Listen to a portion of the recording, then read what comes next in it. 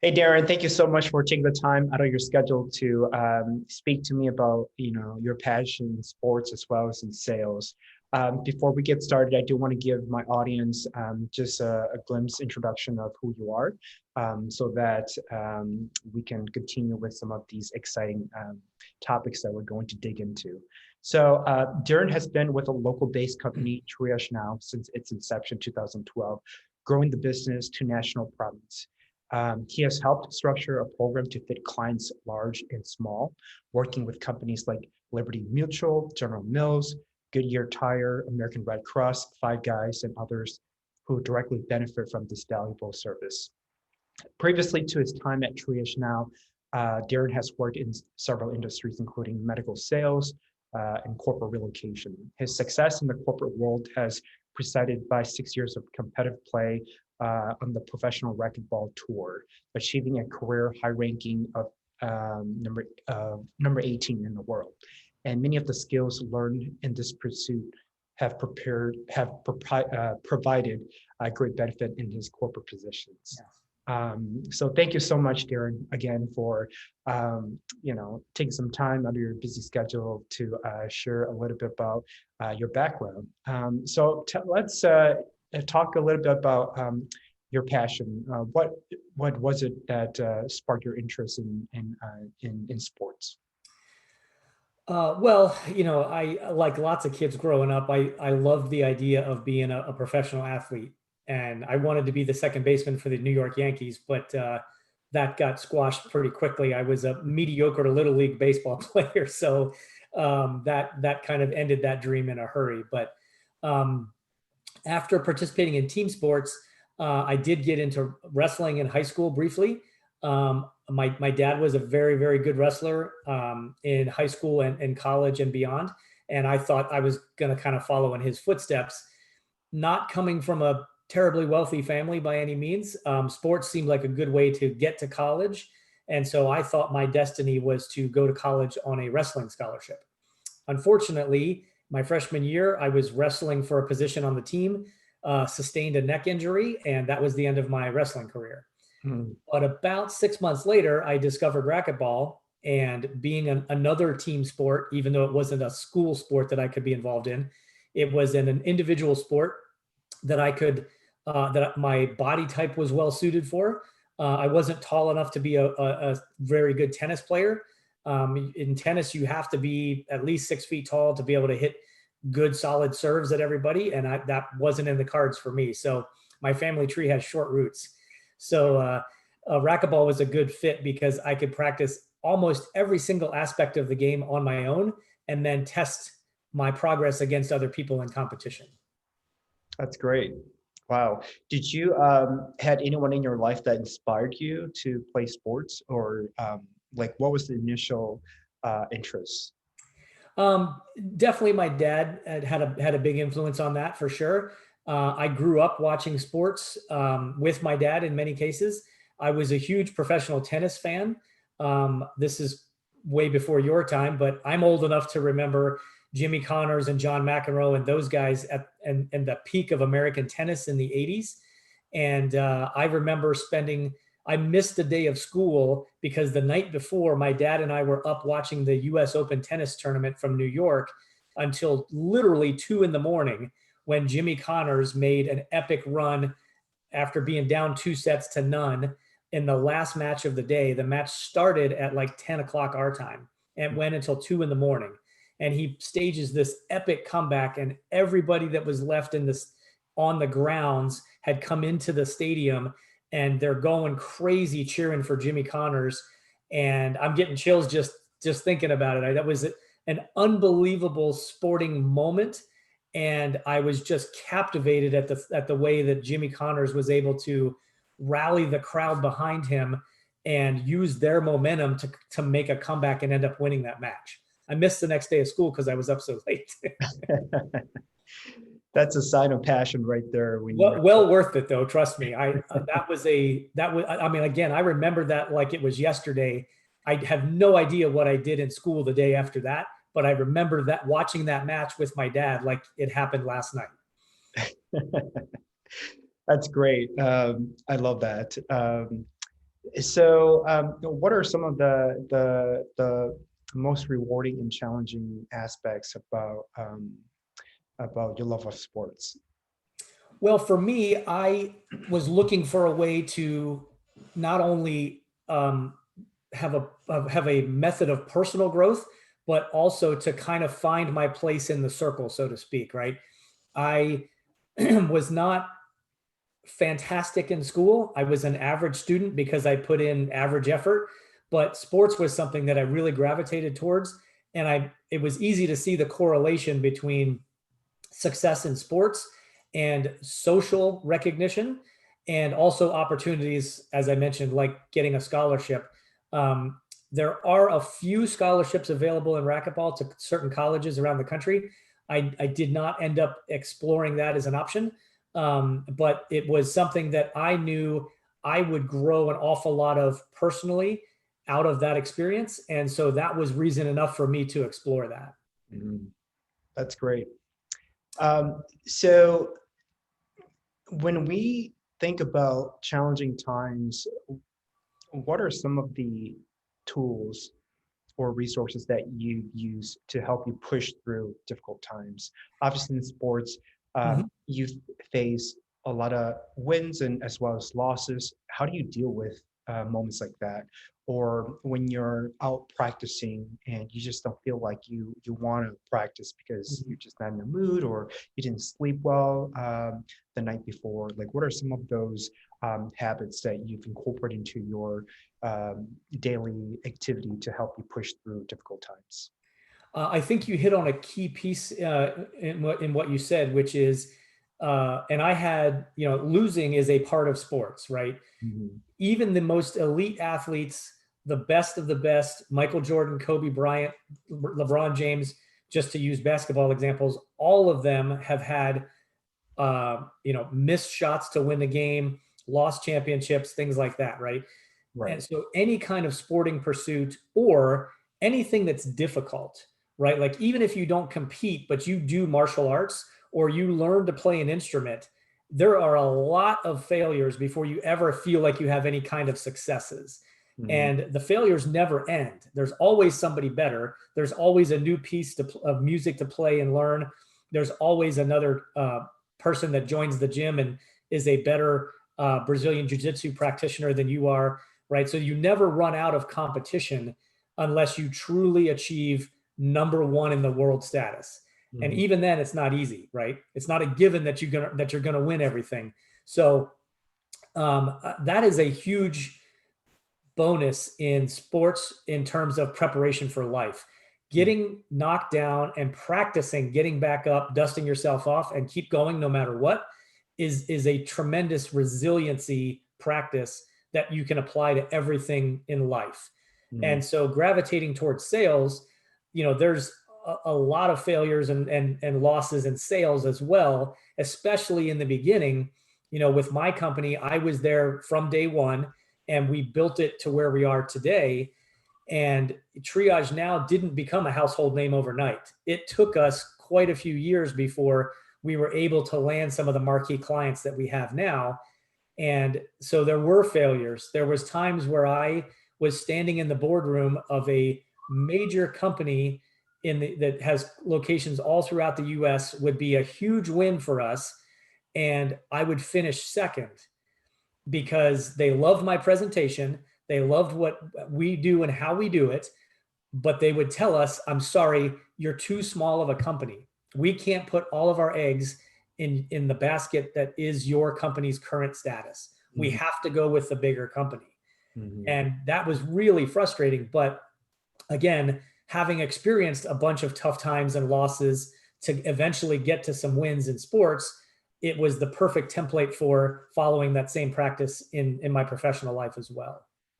Yeah, that's it's so nice to hear that because when people launch their own business or when they're trying to perfect their craft, many people think it's an overnight, um, success, and it's a process. It takes time. You have to practice every day, show up, and face those moments of failure as well as fear, so that you become better at your craft. And again, it's a process. And with the whole social media of Instagram and Facebook, and people think that they're building a business, it's going to be quick and easy, without having the tools to cope through failure and resilience.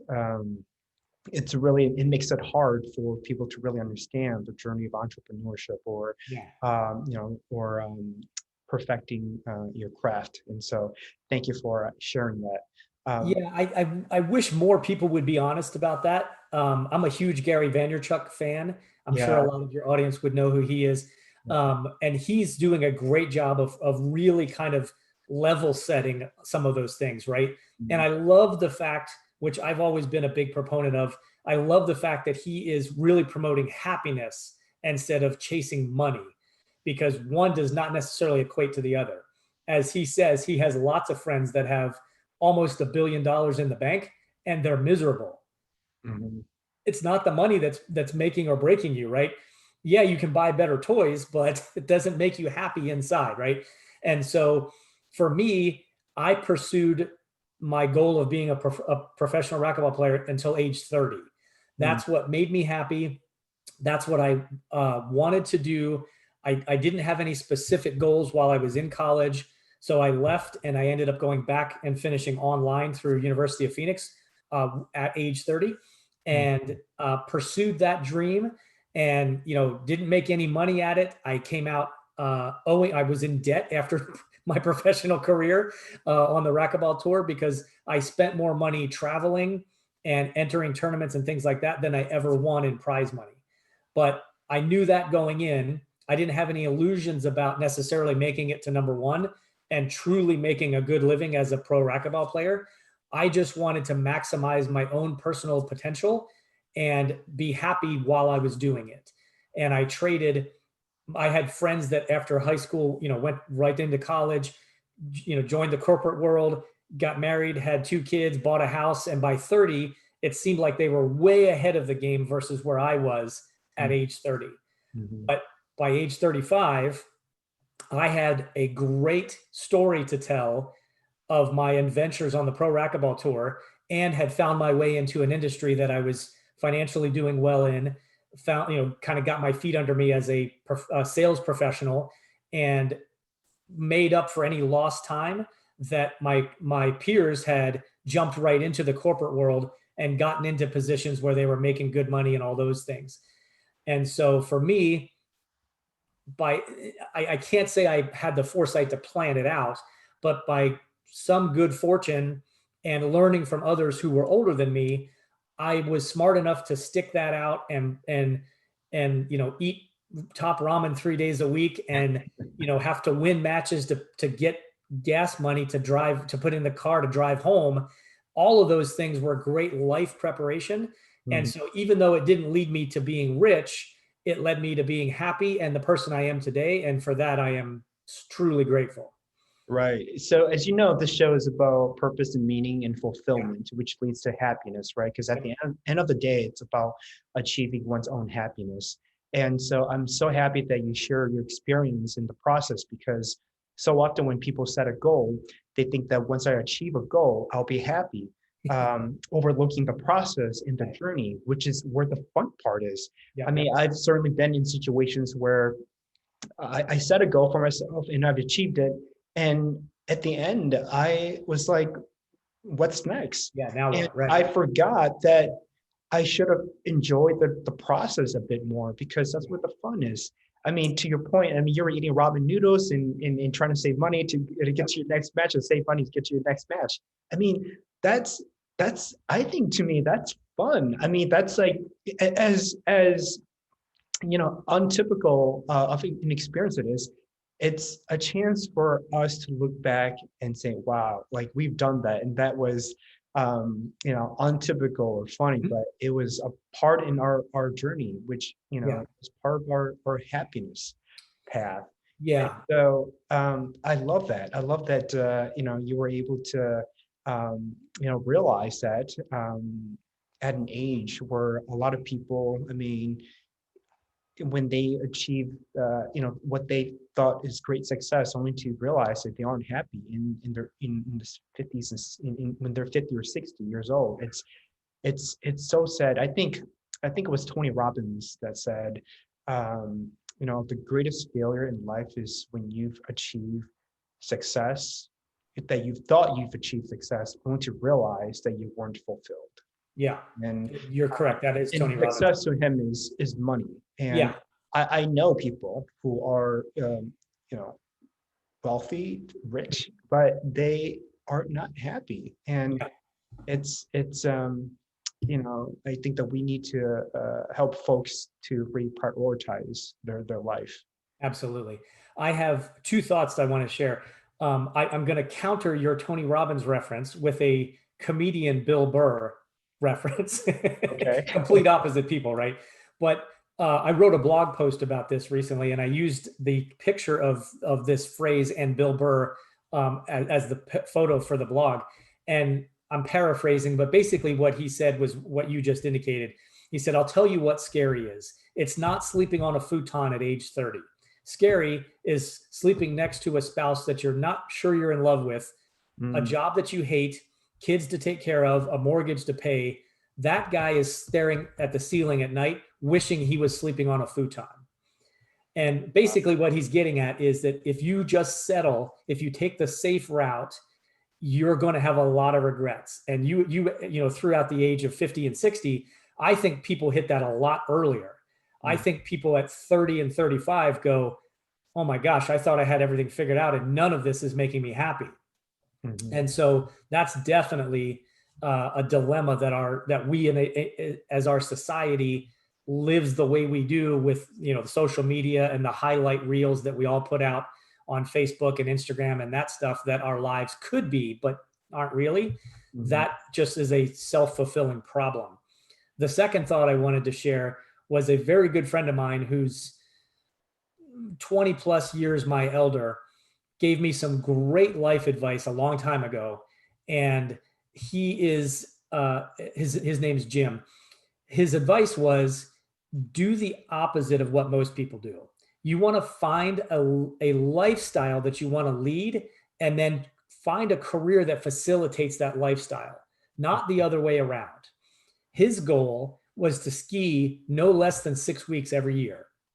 So he went into dentistry, and he is a cosmetic dentistry specialist where the real big bucks are, but he runs a regular dental practice as well. So the 6 weeks a year that he is snow skiing or snowboarding, the hygienists are running the chairs and the business is still making money while he's gone.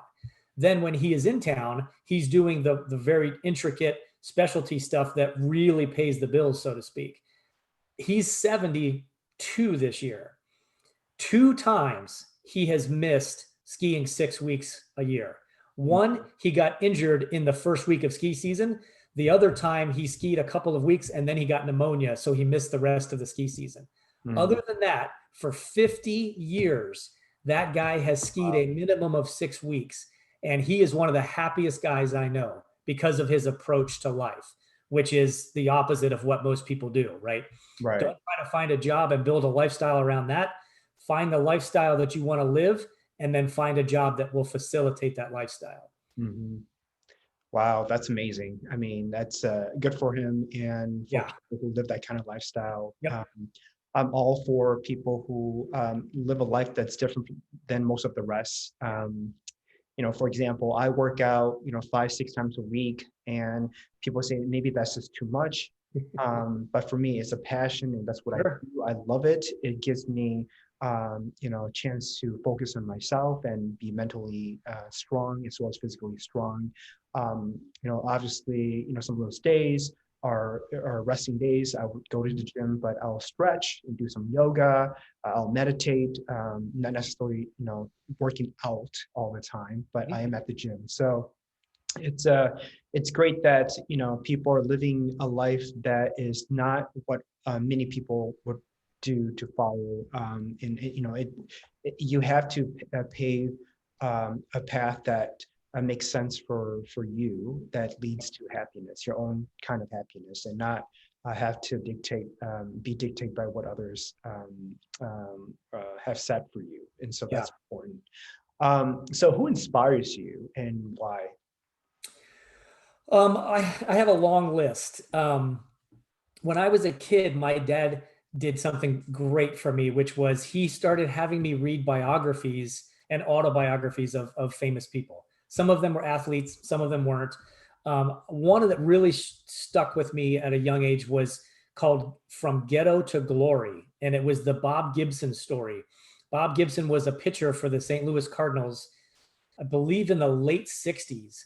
And it was his story of struggling with everything from coming from the inner city, dealing with all of the racial tensions in the world at that time, being a baseball player, one of the first few Black players of prominence in the league at that time. Obviously, Jackie Robinson paved the way, but Bob Gibson was still dealing with a lot of the racial tension and stuff at that time.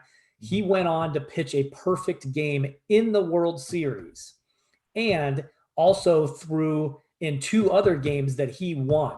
So he won 3 of the 4 games in the World Series that year because he pitched in the 1st, the 4th, and the 7th game in that World Series. And so it was an amazing story of struggle and so much to overcome. And even coming from a middle-ish class to lower middle class family, grew up a farm kid in Pennsylvania, rural Pennsylvania. I got an appreciation for how good I had it compared to some people, right? Compared to others, yes, there was things that were missing. I had disadvantages, etc. But it's all relative, right? Mm-hmm. And if a guy like that could overcome so much, it made me think that, you know what, maybe I can too. Even if I'm not going to pitch in the World Series, if I just apply myself and be resilient and just keep working, the things that I want to accomplish could happen too. Mm-hmm. So even though I've never met Bob Gibson, of course, or anything like that, I loved that book, especially I was probably 10 when I read it. So that was a really early age to read a book like that. But I don't think it was too early. And it set me down the path of not only wanting to learn more about people like that, and other famous people, but also exploring from within, how could I become one of those people as well? Mm-hmm. So, I even get inspiration from my wife. I mean, she's an amazing person.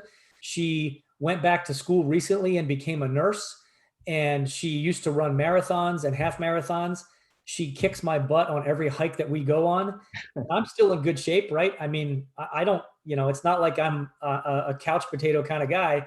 I'm still very fit, but most of the time, if you go on my Instagram page and look at one of the hikes where she's filming me coming up the hill, it's not because we staged that. She's at the top for 5 minutes waiting for me to also get there.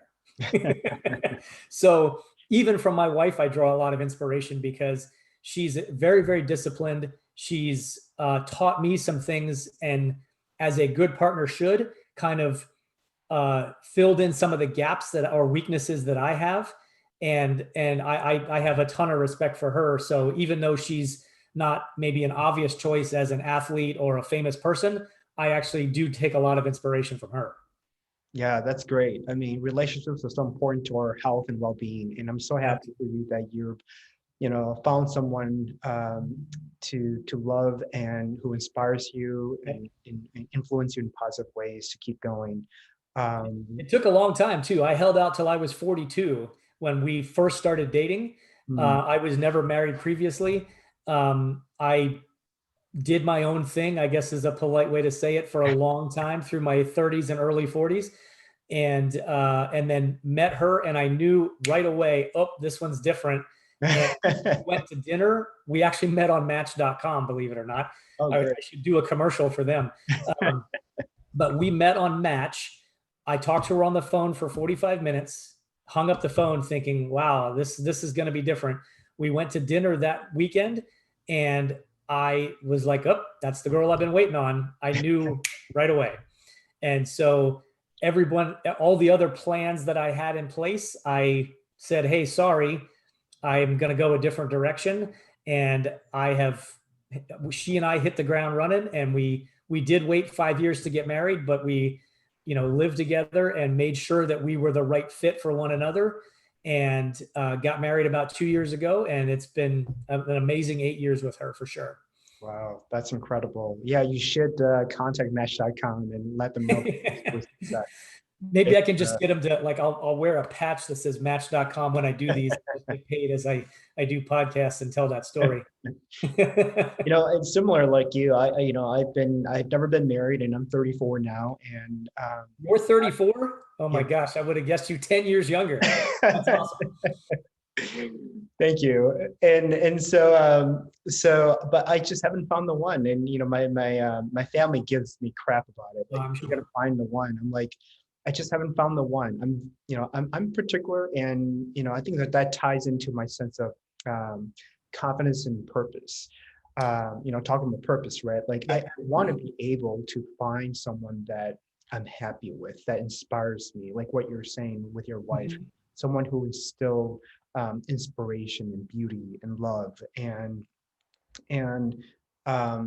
I'm gonna weigh it out, and I'm not gonna settle. And it's important to have that mindset in all walks of your life, whether that is in relationship or career or friendship. Is don't settle, keep going.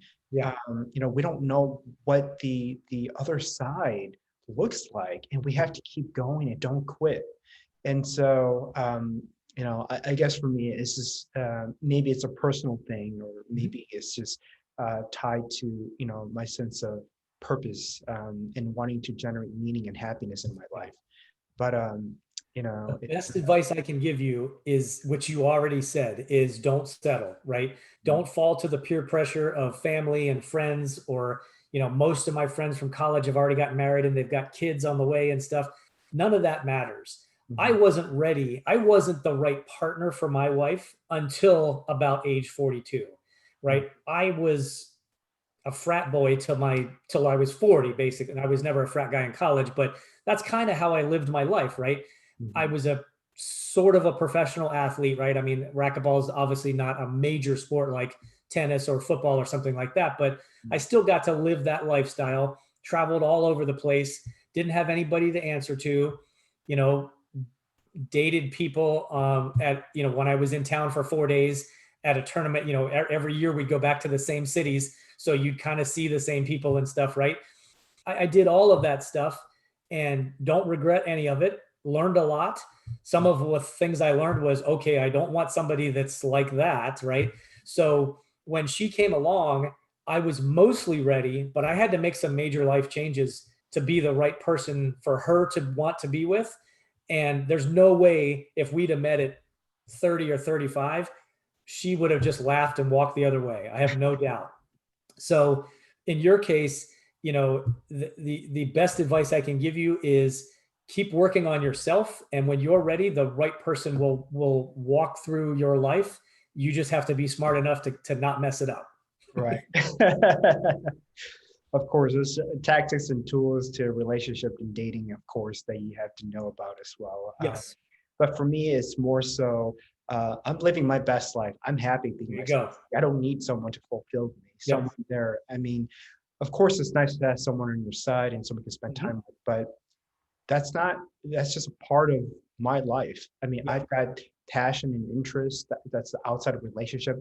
And when it comes to relationships, I mean, my relationship with my mom, my siblings, my friends, I mean, they are just as important.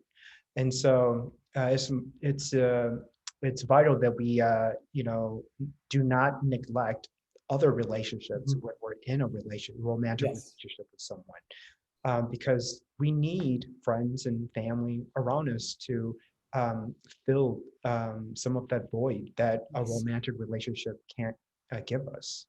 That's absolutely. I think you've got it figured out a lot quicker than I did. So good for you. I think coming from a big family and having to be responsible for taking care of my siblings at an early age, I matured much quicker than my peers. And similarly, like you, I've watched people made mistakes, and I've learned from that, rather than, making the mistakes on my own. And so I've listened, I've been in tune with life, and that's why I would consider myself to be a bit more mature than folks my age. Yeah, good. In my 20s and even early on to my 30s. Yeah. So on to my next question here. So when did you consider yourself a success, and what are the success habits that you incorporate? Well, I'm much better about that now than I ever used to be. When going back to my racquetball days, I was the one of the best amateur players in the state of Arizona where I live. And so at some point you kind of, when you win tournaments all the time, you get used to walking in the building and walking over to the draw sheets and seeing your name at the very top, all the way to the left, which is the highest level of play. That the open division is the highest level of play in racquetball. And you're the guy on the top of the heap.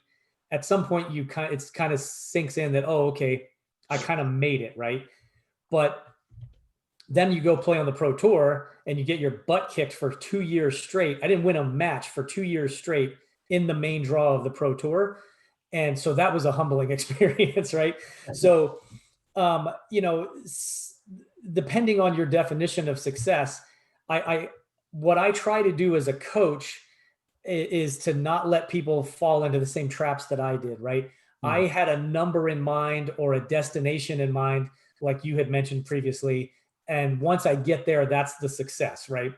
And the journey is much more relevant in that definition than the end result. And so being on this side of my career, it's easy to look back and say, okay, yeah, I didn't do that very well. I messed that up. This was pretty good, but these things I could have done better. The success really came at every level if I was able to recognize it. I didn't then, but I learned from that. And in my professional career in sales, I learned to appreciate even the little wins or the, we're under contract. I love what you're saying. We want to switch, but we've still got another year on our contract, right? So that's not a no, but it's not a win yet either, right? Especially if you're working on commissions, that's no money in my pocket, but it's still a success. And developing a reputation to be a go-to person or an industry expert or whatever it may be, those things also lend itself to the definition of success. Again, if you're open to it and allow yourself to recognize, hey, I am doing a good job. I'm not there yet where I want to be, but I've had these small successes. I've had these wins. And as I continue to build and get better, that will enhance. As the old adage goes, a rose is a rose at any stage of its growth, whether it's a bulb being planted in the ground or first sprouting, or when it finally blooms as a rose. It doesn't look around at its neighbors going, oh gosh, that guy's way ahead of me. It just is. It's happy in every stage of its development. And we as human beings certainly could do a much, much better job of that. Yeah, that's great. I think that there's always areas of improvement, and following your point. And I think that there are ways that we can go about, learning from our past mistakes, and then, incorporating, reflecting on those past mistakes, and find ways to improve. Can you share a little bit about, some of the areas in your life where you've made improvements? You mentioned that there were matches that you've lost, and what was the process like around reflecting on those losses to help you improve to be better? Well, I have a really good one because this one hurt. So I, as I mentioned, I played amateur racquetball in the state of Arizona for a long time. And then when I got to a certain level, I only played the pro tour stuff, or I helped. There was a guy that ran tournaments that was a friend of mine, and we made the local tournaments into satellite events for the pro tour. And that was largely selfish on my part, because if I won that tournament, I got ranking points that went to my pro tour ranking. So not only could I win some prize money to get to the next pro tournament, but I would enhance my own ranking too. So I quit playing all of the other amateur stuff. I was above that, right? That's what I thought at the time. Mhm. So the 1 year I decided, okay, I'm going to win the state championships and put my name on that trophy just to etch my name in the history of Arizona racquetball. Mhm. I went pretty easily through the tournament until the finals. I ended up playing against my workout partner, who made the finals, and I absolutely choked. It was mine to win. I barely won the first game when I realized, even though this is not a pro tournament, but for me, I had put a lot of weight on adding my name to the trophy, Mhm. and so I choked. There's no other way to put it. I just Mhm. locked up. I could barely hit the front wall. And the next 2 games were some of the most atrocious level of racquetball you've ever seen, right? We were both really nervous, and he was just a little bit less bad than I was by the end of it. Mhm. And I was really disappointed in myself. I was very mad. I got my trophy and I walked outside and I threw the trophy on top of the parking garage roof. And Mhm. for all I know, it's still there today, right? And I didn't want to ever see it again. I didn't want the reminder of that failure. And for a couple of weeks, I dwelled on that. I was pissed off. We put our workouts on hold for a little while because I was angry, which was selfish, right? And so after a little bit, I finally started looking at that and how I was not only representing myself, but how this was eerily similar to other things I had done up Mhm. until that point in my career. And I at that ended up being the catalyst for me to change how I looked at that stuff. It Mhm. wasn't me against him. It was me against me. And Mhm. once I realized that this competition platform that I'm involved in is really about maximizing myself and competing against myself through the venue of an opponent, Mhm. that was when things really changed.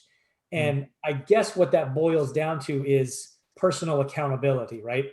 Had I done my job in that scenario, I would have won. My name would have been on the trophy, mission accomplished. Mhm. However, if that would have happened, I don't know that I would have had that mental shift. So as much of a kick in the shorts as that was, I I I learned from that hard lesson and did a pivot from that point, and that made a big difference. When you transfer that over to sales, same thing, right? When the largest insurance carrier in the world tells you, "Hey, great presentation, we loved it. We're not going to make any changes right now." Mhm. That's not personal, right? I did my job. They did like what I had to say. They're just happy with their current provider and they're not ready to make a change. Mhm. So I can be completely happy with that as a success, even though I didn't get the win that I was striving for. Right.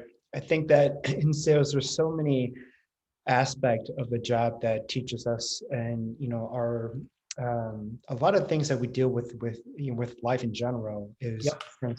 the skills that we've learned and developed is applicable to a sales job. And so I think that it's important to, like, one, you're saying, celebrate the small wins, to enjoy the journey even though you may not accomplish a goal or achieve a mission. And three, really be content, be happy in the present moment. And um, and it may take some internal work, Mm-hmm. whether that is a It mind always does. or acquiring more knowledge or training to really understand how we think and perceive situations. That's going to help us to really understand the bigger picture, Yep. to make sense of life. And so Yep. um, I'm so happy that you have a passion in sports. I wish that there were more people, um, you know, um, uh, interested in sports as an early. Um, Yeah. Well, you mentioned, because that you work out all the time. I much mean, about teamwork and collaboration and, yes. and all that stuff. Yep. You mentioned that you lift weights. Part of lifting weights is training to failure, right? Right. I was in the gym this morning and I'm putting a little bit more on the bench to do bench press. And at some point, it's like, okay, I did 4. I don't think I can do 5 without somebody spotting me. So I'm going to stop here, right? Right. Otherwise, I'm going to have the bar sitting on my chest and my legs kicking, hoping somebody comes over and helps me, right? But when you, by design, work towards failure in a workout or on a run or in a yoga class where you're trying to hold that pose and your legs start shaking and you know you're going to give out, but you fight and fight and fight until you finally do. That's a perfect metaphor for life and success in any kind of endeavor, for sure. Yeah, yeah. I mean, without failure, I don't think that I would learn the things that I've learned along the way. I think that's Yeah. important, that if we're going to grow, that we have to fail in order to grow. There's just, I just don't think there's any other way around it. If I would have won that match in the state championships, I never would have learned that lesson. I really Right. believe that. Yeah. Maybe I would have learned it later on, but at the time when that happened, that was very important that I learned it then. Mhm. And so that loss had way more value to it than a win. If Mhm. I would have gone in and smoked him 2 games straight like I had planned on and had done every other time we had ever played, Right. it would have been business as usual, and that lesson would have gone unlearned for who knows how long. So Mhm. that loss, as painful as it was at the time, was an absolute pivot point in my life, and I'm 100% glad it happened. Now, at the time, I was really mad, but the luxury of looking back at it, I realized just how important that was. Mhm. Yeah, definitely. Well, thank you so much for sharing that Yeah. example. It is helpful, and I hope that people will take more chances and more risk. The And funny you thing know, is, like the old saying, "The man in the arena." I have that printed out, yeah, and great. that's an excellent metaphor for life because Yeah. it doesn't matter. I had a few people that had some things to say when I lost that match. Right when I walked out and was pissed off about it, I had some people that were like, "Well, you had that coming." That kind of stuff, right? And they were not incorrect with my behavior that day. I Mhm. was being a jerk, and so I deserved to lose that match. But the in the grand scheme of things, the people who are sitting on the outside of the glass, to use the racquetball metaphor, are wishing that they were inside, Mhm. performing at that level, being in the spotlight, playing with a chance to put their name on the trophy. Mhm. All the people who were gathered around the court all wanted that. There was only two of us that had the chance to do that year. One guy won, I lost, and that was how it worked out, right? But everybody wanted the chance to be in there. Only he and I earned the chance to do that. And so, in some ways, the criticism that comes from the masses doesn't have near as much weight when you look at it that way. I try not to let the opinions of others really weigh me down. If it's something that someone within my close circle of friends has to say, then it's a little different. It needs some more consideration because they truly know me as a person. If it's just some random person that happened to sit down and watch that match, or I post something on Instagram and they're like, "Oh, dude, what are you doing? You're doing that workout wrong. Clearly you have no idea what you're doing." I have no reason to put any weight behind that comment whatsoever, because that person doesn't know me, my background, what I was trying to do that day, any of that stuff. So it has no meaning to me whatsoever. Yeah, yeah. It's unless people have walked your shoe and be placed in the same Right. situation, facing the same circumstance, their opinions don't matter. And I'm glad that you're able to see that and realize that. Yeah. This is such a great conversation. I wish I could continue more, but we are coming to that time. Okay. Where can people find you? So I'm doing some public speaking and some consulting work as well. I'm trying to share a lot of the stuff that you and I actually touched on today. I'm trying to share with either college students or young professionals in particular. And so I have a website. You can find me at darrinchatter.com. Mhm. That's CHATTER. And then on most of the social media platforms, as well as LinkedIn, it's just at Darrin Chatter. That is the best place to reach me. If you have questions, thoughts, you want to bounce off of me, whatever. I love interacting with people. Yes, if you want to do some real heavy work, that's where the consulting comes in.